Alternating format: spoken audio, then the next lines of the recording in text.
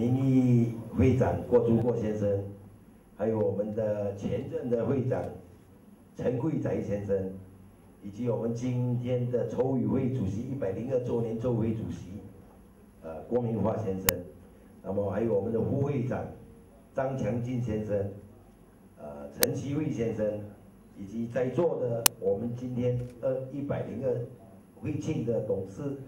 以及我们所有饮宴业的老板们，或者是燕窝商的老板，或者是我们今天把赌这个燕窝工业工会的会员们，大家早上好。好。我谈了，这鱼啦、叫啦、起啦呢，咱家好呢，吃不了。然后在这里呢，我相信呢，好多位应该都是有饮宴的。 大老板或者是刚刚的，那肯定呢，今天呢，我们呢这一位 David Dan， 也就是陈进定硕士，肯定会为我们讲得很精彩。那希望大家，稍微呢，如果他讲完了有什么疑问呢，都尽量的可以向他发问。对不起。我们的陈进定先生呢，在1992年呢，他是国民大学经济 荣誉学士。那么，2005年开拓这个中国的燕窝的市场。2006年呢，在济南丹开设这个燕窝清洗工厂。2007成立马来西亚金丝燕研究中心，即连同拉豆李宗们推广这个纯正的燕窝清洗课程。2008 马来西亚中华工商联合会举办如何开拓中国燕窝市场第一主讲者。2009年举办大马第一中国燕窝市场考察团，把赌巴峡马六甲彭亨丁加卢燕商工会邀请联办燕窝清洗课程，即被委任为燕窝的清洗技术顾问。那2010 大马首位在中国开办燕窝清洗课程，即提倡大马纯燕讲堂的理念。大马首位发起的综合式饮宴生产有机燕窝导师，越南柬埔寨饮宴技术顾问。好，那么我们就有请我们的David Dan 硕士。好 ，OK， 好，谢谢。大马燕窝这个讲堂这个理念。 哦，理念的，好。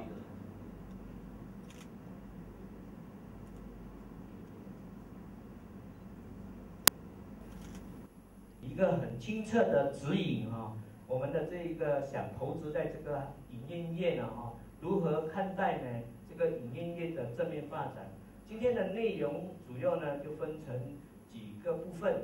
那第一个部分呢，我们会讲到这个燕窝市场的前景。 然后第二呢，我们就会谈到我们这个行业的一些潜在的一些优势。然后在第三呢，我们会强调的，大家都是关注经济，不过呢，也要强调人文道德。然后接下来呢，我们讲到我们这个燕窝质量的监管课题。通过这个4项的这一个课题呢，希望我们能够营造更有这种永续经营的这个经营为我们的目标，让我们这个行业呢能够永续的经营。是谁呀？一些商家是谁呀？马来西亚人吗？没有。我们马来西亚人呢，这几年受过我们这种的熏陶之后呢，大家都很了解，也很遵守，都有道德。那这些商家呢是不择手段的，不是我们这边商家，是指中国那里的商家，那边的商人。那为了要谋取暴利不惜将受到这个肮脏环境的污染的这个燕窝呢，当成一个营养价值高的一个血燕来卖，所以许多的消费者呢被骗、被误导，而且这些血燕呢卖出的价格比普通的燕呢高出1倍。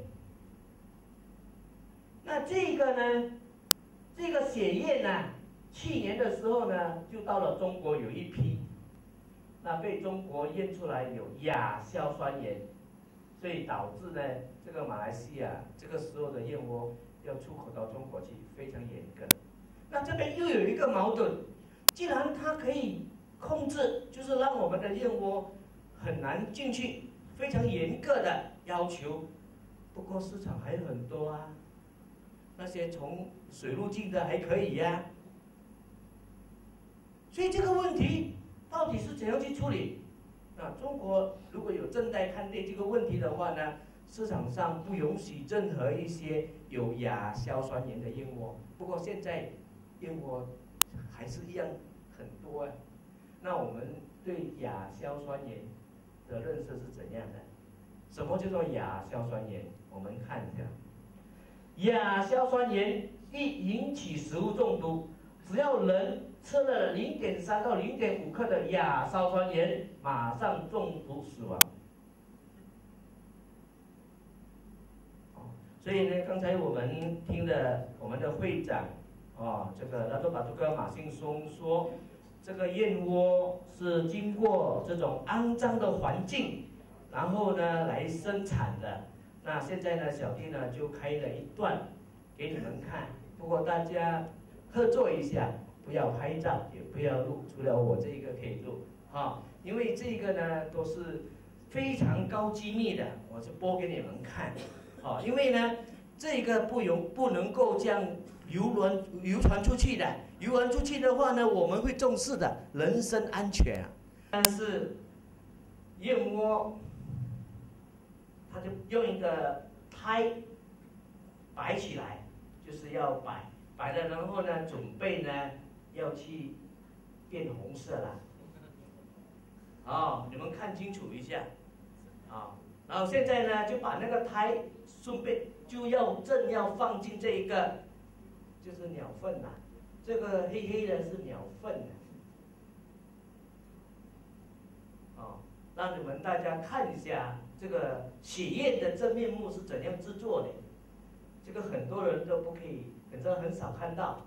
那我们也不敢在中国这样开给人家看，那我们的人身安全啊，因为这个是最高机密的一个地方，很少人到的。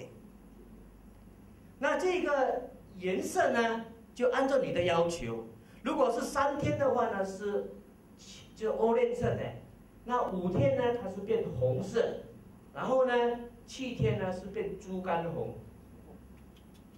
所以就是因为这个鸟粪呢，就很多的这些亚硝酸盐，亚硝酸盐就是在这个鸟粪里面。所以为什么我们的这个燕窝会不过关，检验会reject，就是这个问题咯。自介 hip 在里面，心在里面。所以呢，我们的这个燕窝，我们不做这个，不过呢，人家做。那这个是5天过后，你们看，5天过后了，已经要开始开出来给你们看了。就是刚才你们看的那个是放进去的，这个是5天过后开出来给你们看。美不美啊？就是这样来的。所以你说，今天很多的消费者蒙在鼓里，他们根本不知道他们所吃的血燕原来是这样的。你说如果我在这个中国这样播放给人家看的话呢，你说消费者还敢吃吗？所以人家做1个月、1年啊，好几千万的生意啊，那你就跟他揭穿了吗？你看，这个就是我啊，我在现场啊。对吧？所以这个呢，我们不是瞎说的，这个你看是不是很年轻的时候啊？我这是3、4年前的事了。所以这个呢，我们呢很少开给人家看，知道吧？因为我们也知道生意你们怎么做是你们的。不过呢，现在目前中国不受管制的时候呢，这个对我们这个行业来讲是一个很大的一个威胁。所以呢，我们心里想，硝酸盐只要在0.3克到0.5克的，吃的时候中毒死亡，对吗？有没有看到？那今天呢，这个燕窝啊，是否会跟这个中国的毒牛奶一样吗？我们去思考一下，会不会我们的燕窝未来也会像中国的毒牛奶一样？那这个牛奶，那牛奶什么呢？牛奶为什么会中毒呢？就是因为牛奶里面有加这个东西，就是3聚氰胺，就是这个白白的。以前的时候呢，大家都加一点，你加一点，我加一点。那后来没有管制嘛，没有人去问嘛，那就越加越厉害，越加越厉害，加到最后呢，爆炸了。那验出来呢，很多的小孩子的肾呢，全部生石头。那很多的小孩呢，很多的小孩就是听说有很多的小孩在这个世界里面死亡。所以呢，我们心里想，今天的中国，我们的中国总理温家宝，他就针对这个牛奶事件，他说，我们要发展经济没有错，不过呢，人民的健康啊，人民的安全啊，是非常的重要啊，不要只是顾赚钱啊。所以呢，就是中国呢就缺乏这样的一种观念。什么观念呢？就是公民道德、职业道德、企业道德、社会道德建设，在全社会形成这个诚信守法的良好环境，就是缺乏了这种社会道德。那所以呢，我们说，我们大家都是要为经济没有错，不过呢，我们也要强调人文道德。因为这个人文道德呢，我们加强对食品的发展、食品的生产、流通、消费者的各个环节的监管，大力整顿这个食品行业的市场秩序，间接打击违法犯罪行为，确保食品质量安全，让人民吃得安心、吃得放心。所以这个呢，就是告诉我们说，今天呢，这个工作谁来做？来推广这种人文道德，这种来推广，让这个消费者，甚至呢，对我们这些商家呢，跟我们一起合作，不要再卖这种燕窝给消费者吃。这个责任谁来做呢？谁来做呢？如果这个责任没有来做的话呢，我们大家不断的来投资在这个行业呢，其实这个行业比刚才的那个笼饲养业的那个巨石大战还要大几倍。因为市场一没有了，你再投资什么都没有用，对吗？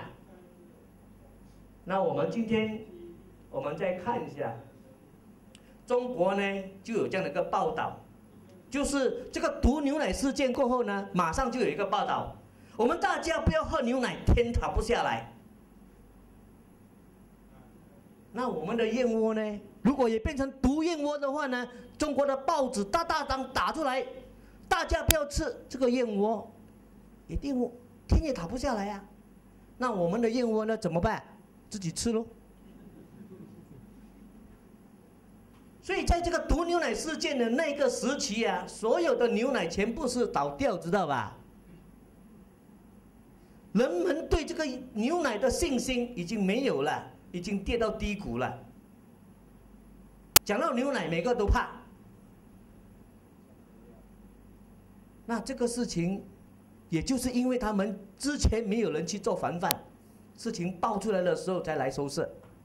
那我们马来西亚，那我们是原产地嘞，他们在卖嘞，我们在做哎，他们怎么卖我们也不懂嘞，乱卖我们这个行业就给他带去，不懂带去哪里嘞，都还没有成功，这个市场就没有得做了，明白吧？